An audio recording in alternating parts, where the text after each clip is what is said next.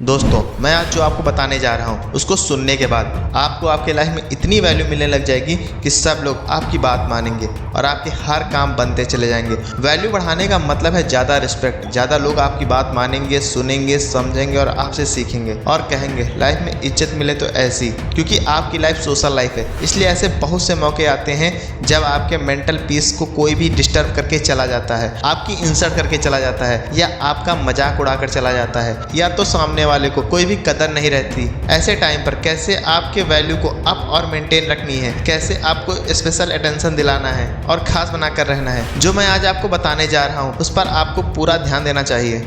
Number 1, जितना हो सके उतना पैसा कमाओ। अगर तुम्हारा दोस्त 15,000 कमाता है और तुम 20,000 कमाने लगे तो खुद को अमीर न समझना। एक नियम हमेशा याद रखना, जितना ज़्यादा पैसा उतनी ज़्यादा इज्जत। यही रीज़न है कि लोग सबसे ज़्यादा इज्जत पैसे वालों को करते हैं और सबसे ज़्यादा बेइज्जती गरीबों की करते हैं। और याद रखना, अमीरों की गाली पर भी लोग ताली बजाते हैं और गरीब की अच्छी बातें सुनने वाला भी कोई नहीं है। बस यही रीज़न है कि बहुत पैसा कमाओ, वैल्यू अपने आप बढ़ेगी। नंबर 2, खुद की इज्जत करो।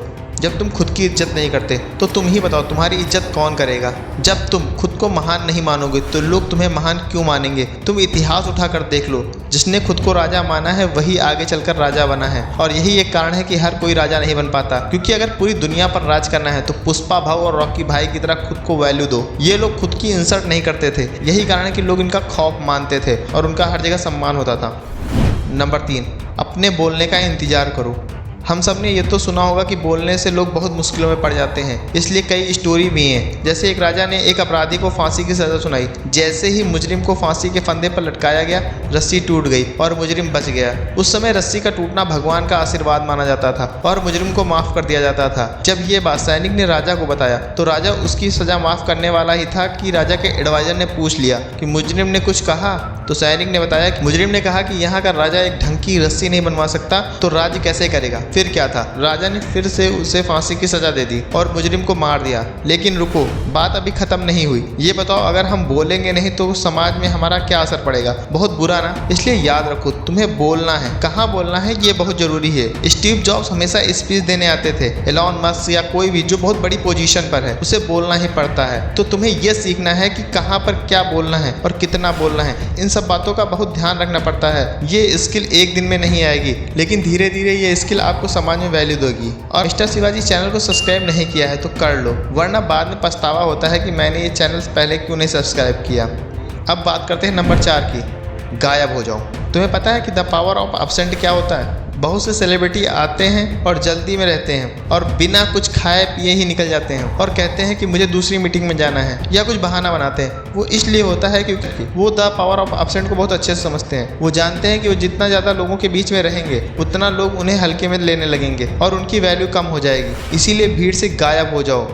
नंबर 5, अपने प्लान किसी को ना बताओ। ये मेरा पर्सनल एक्सपीरियंस है। जब तुम कुछ कर रहे हो तो ये बात अपने साय को भी ना बताओ। लोगों को सोचने दो कि ये क्या कर रहा है। जब वो तुमसे पूछेगी तुम क्या कर रहे हो तो लोगों को गुमराह करो कि मैं कुछ नहीं कर रहा हूँ, और लोगों को अपने प्लान के बारे में पता ही ना लगने दो। जितने लोग तुम्हारे प्लान में हो उनसे कह दो कि ये बात राज ही रखो। अगर तुम कुछ ऐसा कर रहे हो जिससे बहुत बड़ा हो सकता है तो लोगों के बीच से गायब हो रहे हो, तो लोग पता लगाने की कोशिश करेंगे क्या हुआ, कहाँ रहता है और क्या करता है। तो तुम बता सकते हो कि आजकल मम्मी पापा ने डांट रखा है, या नेटफ्लिक्स पर मूवी देख रहा हूँ, या कुछ भी ऐसा बता दो जिससे उन्हें लगे कि तुम कुछ बड़ा नहीं सोच रहे हो। तो लोग तुम्हारी तरफ ज़्यादा ध्यान नहीं देंगे और जब काम हो जाए, तुम कामयाब हो जाओ, तब वो तुम्हें देखेंगे, तब वो तुम्हारी और ज़्यादा वैल्यू करेंगे। क्योंकि अगर तुम सबके सामने मेहनत करोगे तो लोगों को पहले से पता होगा क्या तुम बनोगे और क्या नहीं। और फिर अगर तुम फेल हो जाते हो तो तुम्हें ताने भी मिलते हैं और तुम्हारी वैल्यू कम होती है। और वीडियो पसंद आई हो तो लाइक करना, वरना डिसलाइक मार के चले जाना। और आने वाली वीडियो किस टॉपिक पे चाहिए कमेंट करके बताओ। स्क्रीन पर एक वीडियो दिख रही होगी, उस पर क्लिक करो और मिलते हैं नेक्स्ट वीडियो में। तब तक के लिए जय हिंद।